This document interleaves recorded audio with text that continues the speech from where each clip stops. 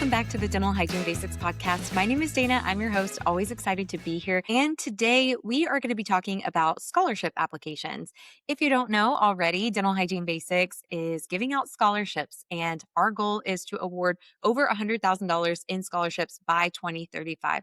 We are well on our way. I have got some extra funding that's been coming in. Our sponsors, when you hear a sponsor on the podcast, that really helps me to achieve that goal because I set money aside from all of those sponsorships that is going straight to the scholarship fund. Okay. So we already have some money banked up, ready to go for upcoming scholarships. I'm super excited about that. And I want to help you be better at your scholarship applications. I usually get about anywhere between 70 to 100 applications for my scholarship.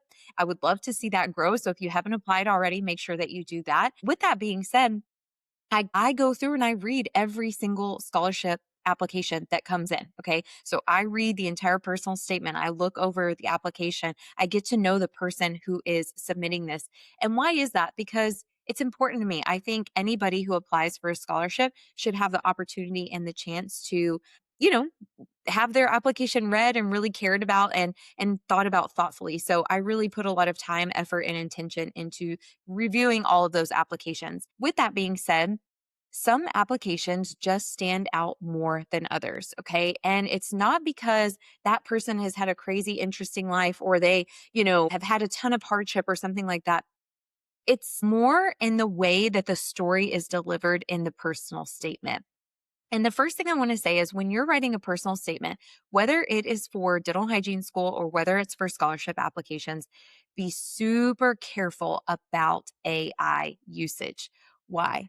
Because if AI writes your personal statement, it's going to sound like AI wrote your personal statement. As I'm going through these applications, it's very obvious to me which ones are AI, which ones are AI, which ones are AI. Why? And I've mentioned this in a past episode where I talk about how AI makes you boring. It takes away all of your amazing identifying characteristics and it just slaps down what you think we want to read, right? I want to be a dental hygienist because I care about people. That's great. We all care about people, hopefully. And that is a big part of the job, right? But then we start to get into these like little details that just sound so cookie cutter and they don't tell me anything about you as a human being. If you have ever been on an application committee, a scholarship committee, something like that, you really start to recognize how important it is that that person who's reading your statement feels like they know you by the end of it. And what that means is you're going to have to get personal in your personal statement. You may have to get a little vulnerable in your personal statement. And that's to whatever degree it feels good to you. But if you can share who you are as a human being, what you've overcome, what your passions are, how, resilient you've been on this journey to becoming a dental hygienist, then you need to put that into words. The thing is, that's difficult to do. I remember like it was yesterday having to write personal statements. And growing up, I felt like I didn't have an extremely remarkable life. Like I went to school, I did pretty good in school, Looking back, I had some things going on that I didn't know. Like I didn't know I had undiagnosed endometriosis that was making my life harder. I didn't know I had OCD, right? Those are some things that I've dealt with my whole life that I didn't realize I was dealing with. I just thought that they were struggles that everyone deals with. And I'm not saying you need a diagnosis to be special, but we all have things in our lives that we're dealing with and battling with every single day, whether you realize it or not, right? And those things are building character and making you stronger. And those are things that are important to let the scholarship committee know. Your struggles may be totally different from mine. It could be that you have a parent battling addiction. It could be that you've battled addiction. It could be that, I don't know, you lost a grandparent and that was very close to you and that shaped how you got into things. Right? There's so many different avenues that you can go on. But what I found is, again, the stories that really resonate and draw me in are the ones where I really feel like I get to know the person. I've also had students share stories that has nothing to do with hardship. They just share about their experiences. Like I was traveling here and I had this situation, or I went on this mission trip and it really changed how I felt about community. And it inspired me to move into a healthcare, field or something. Like, I just want to know why you're here. right? I don't want to know those cookie cutter answers like, I care about people and I want them to be healthy and I want to give them a smile. It's like, okay, great. That's wonderful. But why? Like, who are you? So your personal statement should really ooze. It should really ooze who you are as a person. It should really showcase that. Okay. So let's talk a little bit about the format of the personal statement. What should be included? One thing that I see a lot is people kind of dive into the personal statement and they don't really give you a sense of who they are from the beginning, right? So I think it's a good idea to start with a little introduction about who you are. And I know you've probably heard this before if you've, Googled or done any research on how to write a killer personal statement. You want to hook people in really quickly, something catchy from the get go. Okay. I cannot stress how important that is. I used to be like, oh, yeah, sure, that matters, but whatever. I cannot stress how important that is when you read 100 scholarship applications back to back. If they all start out sounding exactly the same, it's hard to get latched in, right? It's hard to really connect right away with that statement. And it makes you, as a personal statement, like committee reviewer, like for dental hygiene school or scholarship application committee, it makes you not as invested in the story. Okay. So what I'm saying is you start reading, there's nothing catchy to hook you in, right? Almost think of it as just reading like a textbook, It's like, it's just kind of dry. It's easier to just skim and be like, yeah, there was just really nothing in there that like resonated. I didn't get a feel for the person. I didn't get a feel for why they deserve that scholarship. So you want to start out strong, whatever that may look like for you. Now, this is where you can use AI like ChatGPT or, Gemini, Claude, whatever, to kind of help you with this process. You start spitballing ideas, you put things in there and you say, what if I came at it from this angle? Or what if I came at it from this angle? I wonder if sometimes people think, I just got to write this statement as quickly as possible and get it in. And instead, if you take some time, maybe over the course of a week or 2 weeks, and you really craft this out, give yourself some space to think about it over the course of a little bit of time, you may end up developing such a wonderful personal statement that you can use it for many scholarship applications. You can use it for anything you decide to apply for in the future. You just may have to tweak things depending on what it is that you're applying for. I've done that, right? So I'll give you an example. My personal statement started with a story of how when I was 3 years old, I fell and I hit my teeth I had a little Barbie van. Okay. So I fell, I smashed my face on the Barbie van and my two front teeth were just dangling. Okay. So essentially they were avulsed. They're just dangling in their sockets. And I went to my dad crying, obviously. And I said, Dad, like, this happened, whatever. I'm just bawling. My dad just took the teeth, pushed them back into their sockets and basically gave me a pat on the back and was like, "You're gonna be all right, kid." Okay. I think he maybe put some ice on my face. I feel like I might have been the one that was like, maybe I need some ice. I don't know. Okay. So this is the story that I write at the beginning of my personal statement. And the last sentence was, nobody would think that I would be interested in a field of dental after that experience. But actually, that is what began shaping my decisions, right? So I led into it with a personal story that was catchy. It was hooky. It can be anything. I mean, you could talk about how you were on vacation and I don't know, you fell out of a rickshaw and you broke your arm and you realized life's too short. I don't know. But there are so many ways you can take your own personal story and unique experiences that you've had and shift it into why that has led you onto the path that you're on today. Okay. So we want to start out strong, something unique, something interesting that grabs a hold of their attention. Now, we're going to get into later, it does need to be well crafted. It needs to have good grammar, good punctuation, read easily, but this again comes into where you want to write the story about yourself. Let AI or Grammarly clean it up for you, but don't let it take out who you are as a person. And it's very easy for it to do that. So instead, once you kind of have crafted out your outline, put it into ChatGPT or Claude or whatever and say, this is my personal statement. I need it to sound like me and who I am with my general writing style, but it needs to be grammatically correct. And it needs to, again, still sound like me.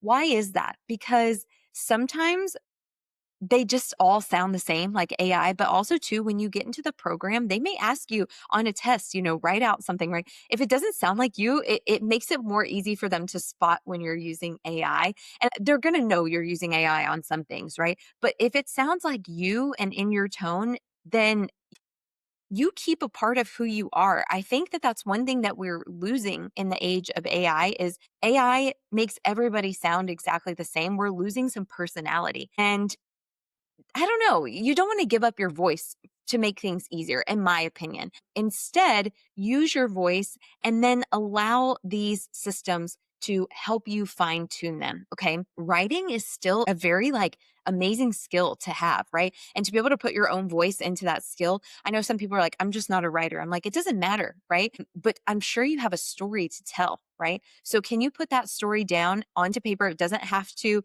have proper grammar. It doesn't have to have anything. Just write it down and then put it into those systems to help clean it up. Okay. So just keep that in mind. You want to keep who you are at the forefront. Don't let AI take over and make you sound really lame and boring.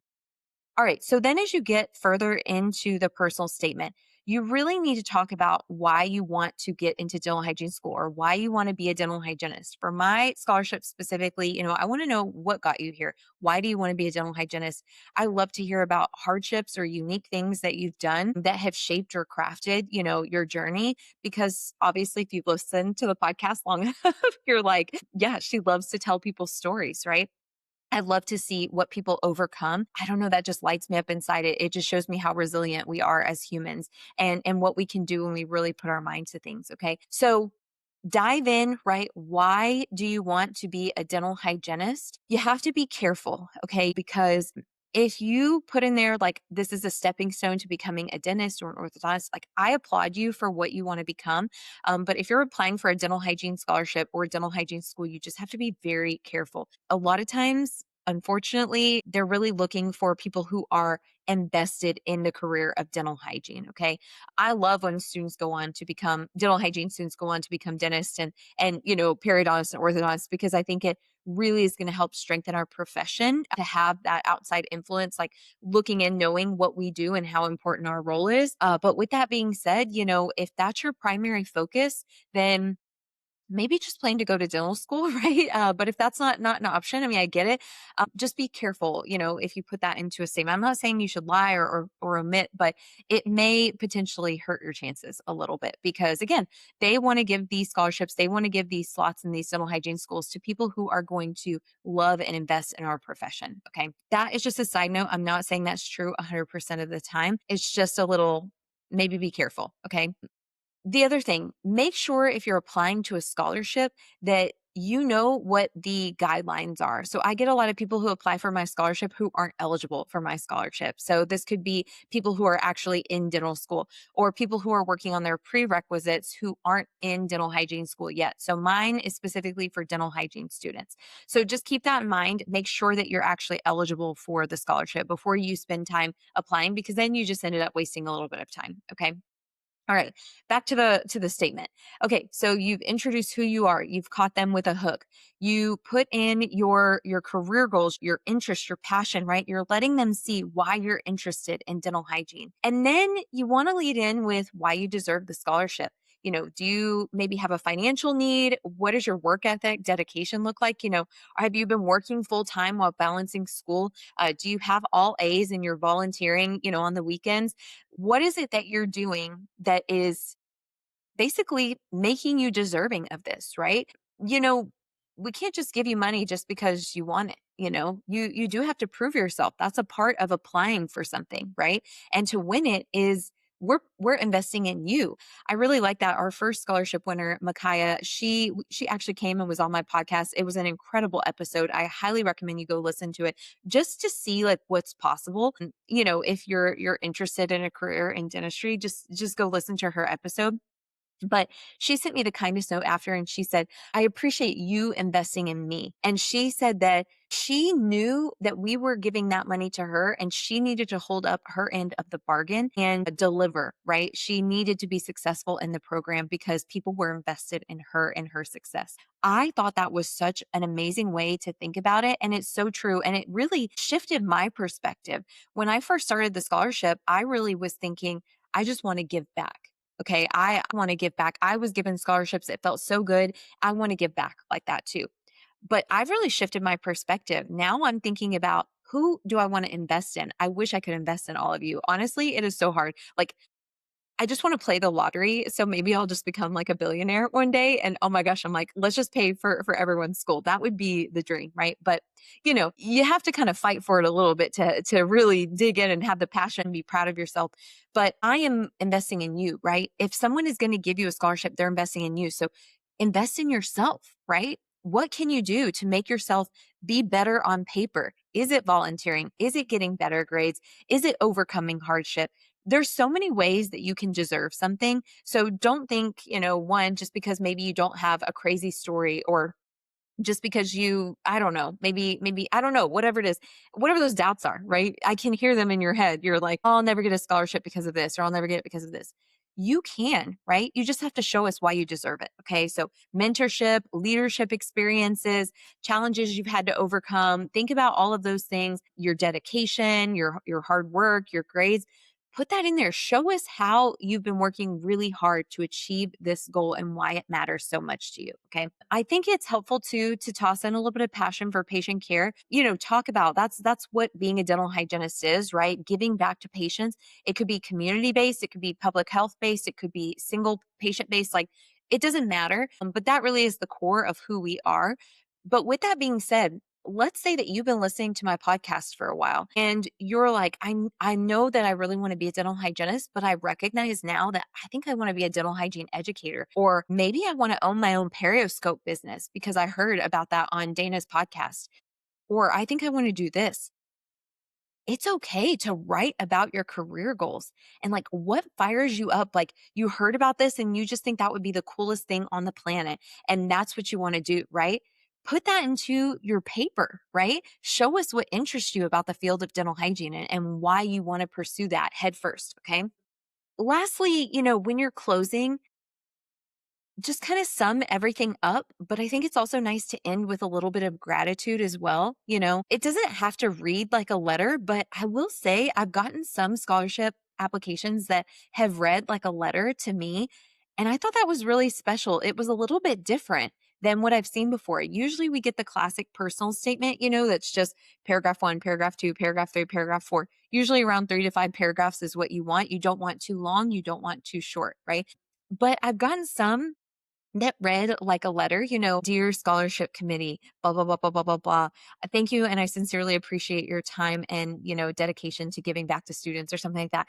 And then it signed their name. And I thought that was unique and special. And it made me feel special too. Does that mean that those people always win the scholarship? No, right? Sometimes, it's a plain old personal statement that just has a great story. And I really feel that fire and passion that draws us in and makes us choose that applicant, right? But sometimes it's just in those details and it's just in what makes you you. How would you want to approach the committee? I had one scholarship application that I got. It was really interesting. It pushed the boundaries a little bit. Like there were some curse words and things like that. You have to be careful if you're putting in things like that. If you're applying something like that to a school, that's a very professional situation, may not work for you. I found it personally endearing, but again, I'm just one person, right? So you have to look at what the whole of the scholarship committee may be thinking because I may love it. Another person would be like, I don't think that was professional, and that may take points off. So tread those lines carefully when you're thinking about who I am and I want to showcase who I am as a human being versus, putting yourself out there and maybe taking it a step too far. There is a line that we have to walk sometimes. And I don't want to ever hold anybody back. I did a podcast episode recently where I talk about professional etiquette and I don't want to change who you are as a person. And I've seen some social media posts where people say, you shouldn't have to change who you are. Like if you are this type of way, like if you cuss every other word, like you will find your office that doesn't care that you do that. And you'll find your patients that don't care that you do that. And to an extent, I really do believe that is true. But at the same time, professionalism looks different in a lot of different ways. Like it really depends on you and your like personal ethics. But you do have to keep in mind that there will be people who may not accept you for certain things because of that. Okay. Am I saying it's right? No, but I'm just saying it is the truth of the matter. Sometimes how we want things to be and how they really are, we have to accept that a little bit. It's like for me, I wish as a dental hygienist, I had full autonomy and I could own my own practice and do all that in my state where I live. I can't do that. Right. But I'm just going to have to accept that for what it is. I mean, I can fight for change, but I can't just, like go around like middle fingers up, like, like I hate Texas and all. It's like, no, you have to play the game a little bit, right? To get what you want. So there is something to be said about like maintaining professionalism, especially when you're putting yourself out there on paper where these people don't know you, right? You just have to tread a little carefully. Again, I don't want you to erase who you are as a human. I really don't. Honestly, that's what AI does. It makes you super boring. If you just say, write me a professional essay and you put in the prompt, it is going to give you an essay that sounds exactly like I probably had at least 20, 30 applications that they all just sounded exactly the same, very cookie cutter to the point. And so again, I hope maybe your takeaway from this is I am worthy of earning a scholarship. The thing that's going to set me apart from others is me, my unique story. And the effort I put in to writing a really good scholarship or personal statement application essay, it's going to be something that is an investment in me and something I can use moving forward, right? So it's not just like a one-time thing. You can use this over and over again. So with that being said, I hope that these tips were helpful. And who knows when you're going to have to write a personal statement. Again, you're in school. If you're in school right now, scholarships. If you are applying to dental hygiene school, applications. If you are thinking you want to go back to school, I had to write a personal statement whenever I applied to be in my master's program. I've had to write personal statements so many times since then. Honestly, now as a speaker, a business owner, things like that, I have to write my bio all the time. And now it's like, okay, I've got a well-crafted bio. Boom, here it is. Boom, here it is. And then I just tweak it here and there for certain things. So I've invested in the time and energy to make it well and perfect and good so that I can use it multiple times over and over again. If you're struggling with your personal statement, please reach out to us. We do help with personal statement reviews. You can head to our website, dentalhygienebasics.com. Click on applying. You'll see all of our services for applying. But you can also use those services if you need help with scholarships as well. Okay. I just love you guys. I appreciate you so, so much for listening, for tuning in, for having the passion to want to become a dental hygienist. I know that you are going to crush it. You're going to rock it. I hope you get all the scholarships. I hope you get all the money. We're going to manifest money raining down on you, right? And I hope all of your wildest dreams come true. I just love and appreciate you guys so much. Thank you for listening. Have an amazing day and best of luck on your journey. Future registered dental hygienist.